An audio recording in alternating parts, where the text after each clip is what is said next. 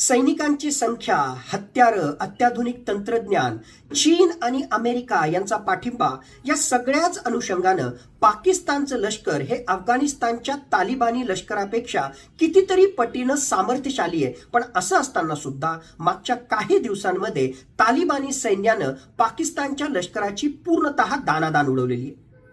तालिबानी सैनिक हे संख्येनं जरी कमी असले आणि त्यांच्याजवळ हत्यारं जरी अत्याधुनिक नसली तरी सुद्धा त्यांचं मनोधैर्य उंचावलेलं आहे. एवढंच नाही तर गनिमी काव्याचा वापर करून वेळोवेळी लढाऊ वृत्तीचे हे तालिबानी सैनिक हे पाकिस्तान विरुद्ध जबरदस्त कारवाई करताना आपल्याला दिसून आलेले आहेत.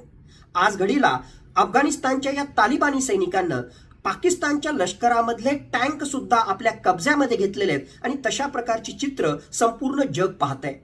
मुळातच पाकिस्तानचं लष्कर हे सामर्थ्यशाली जरी असलं तरी इंटेलिजन्स फेल्युअर आणि त्यातल्या त्यात ISIचं अपयश हे खरोखरच त्यांच्यासाठी एक चिंतेची बाब आहे. ऑपरेशन सिंदूरमध्ये त्याचबरोबर अफगाणिस्ताननं मागच्या काही काळामध्ये ज्या प्रकारे जबरदस्त कारवाई पाकिस्तानच्या लष्कराविरुद्ध केली त्याच्याशी संबंधित इंटेलिजन्स इनपुट देण्यामध्ये ISI हे पूर्णतः अपयशी ठरलं आणि हेच एक प्रकारे पाकिस्तानच्या लष्कराला सुद्धा निदर्शनास त्या ठिकाणी आलेलं आहे. म्हणून पाकिस्तानचं लष्कर हे ISI विषयी नाराज आहे अशा प्रकारच्या बातम्या येत आहेत.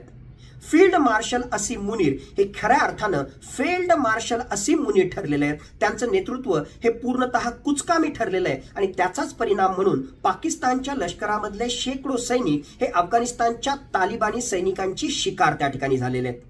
मुळातच पडे तो भी टांग ऊपर अशी भूमिका वेळोवेळी पाकिस्तानचं लष्कर घेत आलेलं आहे आणि या अफगाणिस्तानच्या तालिबानी सैनिकांनी केलेल्या कारवाईला सुद्धा उत्तर म्हणून पाकिस्तानचे इंटिरियर मिनिस्टर म्हणतायत की भारतानं पाठिंबा दिल्यामुळेच अफगाणिस्तानचे सैनिक इतकी जबरदस्त कारवाई पाकिस्तान विरुद्ध करू शकले आणि त्यामुळे पाकिस्तानी सैनिकांचं नुकसान झालं.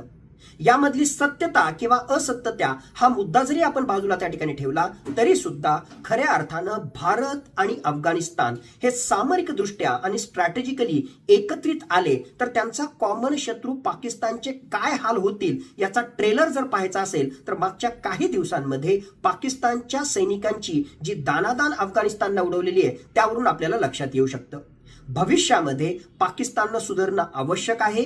ते जे आहेत एका बबलमध्ये चीन त्याचबरोबर अमेरिका आपल्याला पाठिंबा देतोय म्हणून आपण काहीही करू शकतो अशा प्रकारच्या बुडबुड्यामध्ये जर ते त्या ठिकाणी राहत असतील तर तो बुडबुडा लवकरच त्या ठिकाणी फुटेल आणि एकूणच पाकिस्तानची अंतर्गत सुरक्षा त्याचबरोबर बाह्य त्यांच्या समोर असणारी आव्हानं याचा एकत्रित विचार केला तर पाकिस्तानचे तुकडे तुकडे होण्याकडे त्यांची वाटचाल सुरू आहे असं जर आपण म्हटलं तर ते चुकीचं ठरणार नाही. कारण मागच्या